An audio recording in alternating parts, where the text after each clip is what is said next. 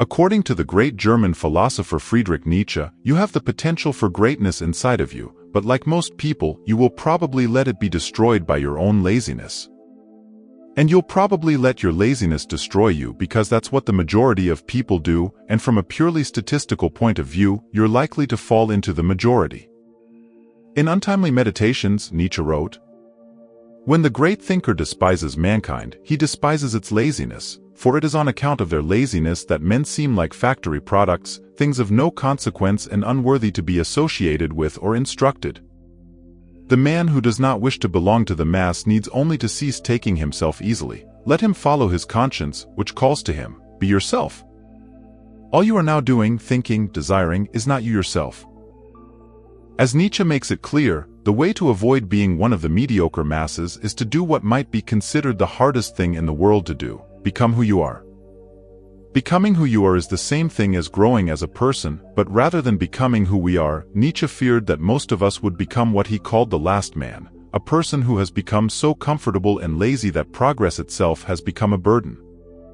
In Thus Spoke Zarathustra, he wrote, "They still work, for work is entertainment.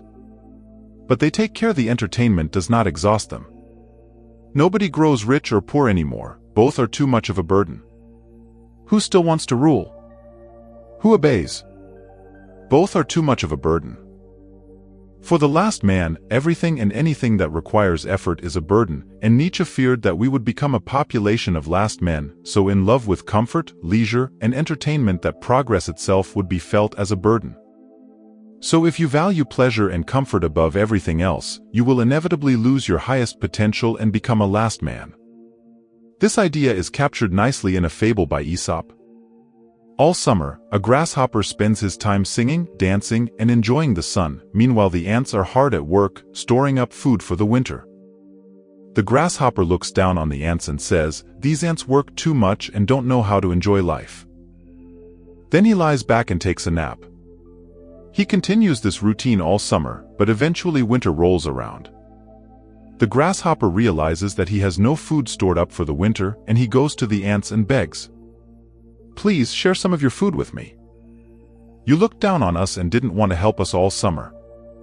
Now why don't you see how much all of that dancing and singing helps you this winter?" The ants turn their back on the grasshopper and walk away. This fable perfectly illustrates a timeless condition of humanity. Many people are like the grasshopper, lazing about in comfort and seeking pleasure, sacrificing their future for the present moment. And eventually, when a catastrophe happens, they're forced to beg the hard-working ants, or people in our case, for help. To avoid becoming the grasshopper, you have to avoid making pleasure and comfort your highest value, because when pleasure and comfort are your highest value, you become lazy, and when you become lazy, you begin to sacrifice your future for the present. But laziness comes to an end when you see the importance of productivity. Productivity is important because the more productive you are, the more at peace you can be when trouble arises. The squirrel that gathers nuts in the summer does not have to worry as much in the winter. The time to prepare for winter is in the summer, and winter will always come, no matter how infinite the summer may feel at the time. Slavishness. And although laziness is important to combat, there's another equally important extreme we have to fight against: slavishness. Just as it's important not to spend all our time in comfort and leisure, it's important not to spend all our time working and slaving away. What's the point of making progress if it's not enjoyable, if it doesn't lead us to our greatest potential? There's a Brazilian story that pinpoints the flaw of mindless progress. A fisherman is out on his boat, enjoying the sun and catching fish. Not only does he make progress towards becoming a better fisherman and providing for his family, but he also enjoys the progress he makes and takes adequate time in the evenings to rest, so that he can fish some more the next day. He's productive now, but he will also remain productive in the future. One day, while out on his boat, he comes across a businessman. "You need to think bigger," says the businessman to the fisherman. "You need to hire someone to help you catch the fish." "Why is that?" says the fisherman. "Because then you will be able to catch more fish than you do now." "And then what?" "And then you will have a surplus amount of fish, and you can sell that surplus for more money." "Oh yeah, and then what?"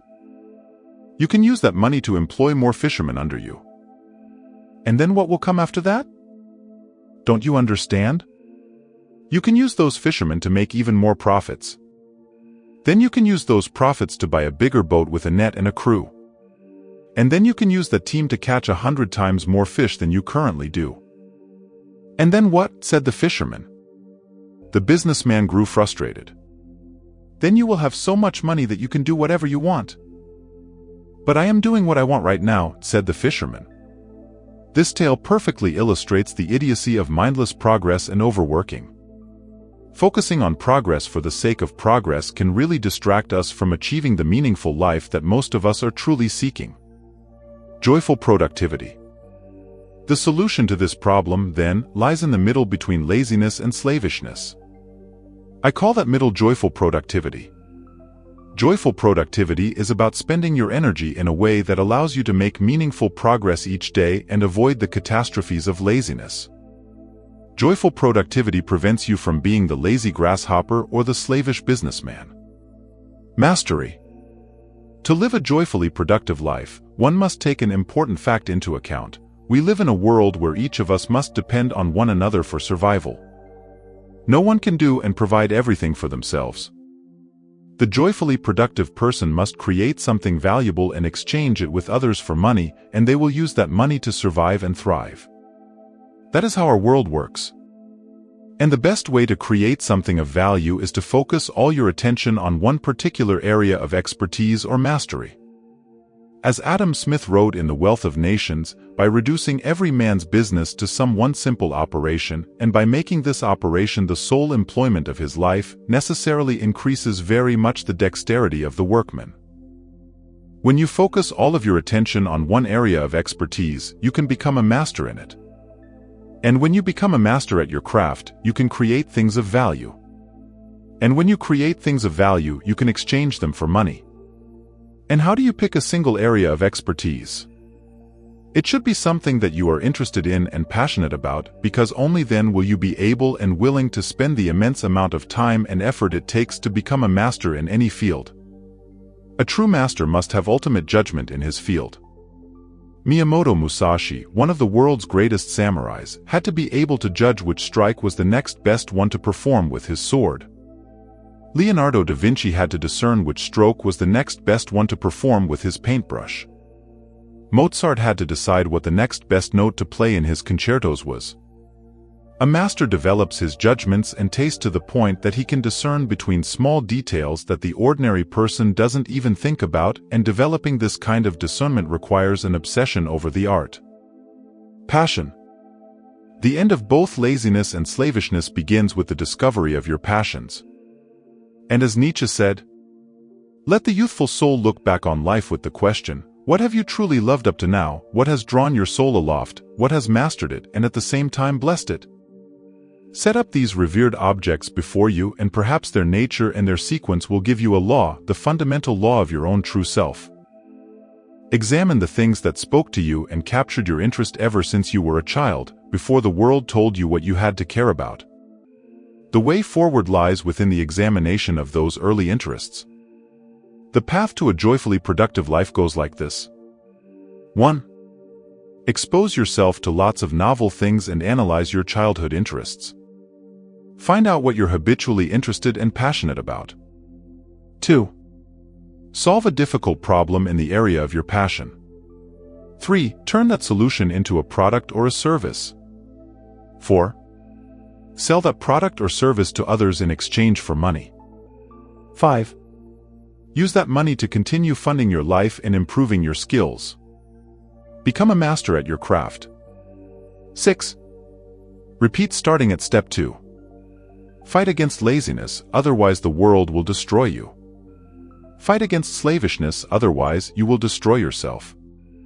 Discover your passion, turn it into mastery, solve a difficult problem, turn the solution into a product or service, sell it, use the profits to get better at your craft, and then rinse and repeat until your life is over. That is the path to a joyfully productive life.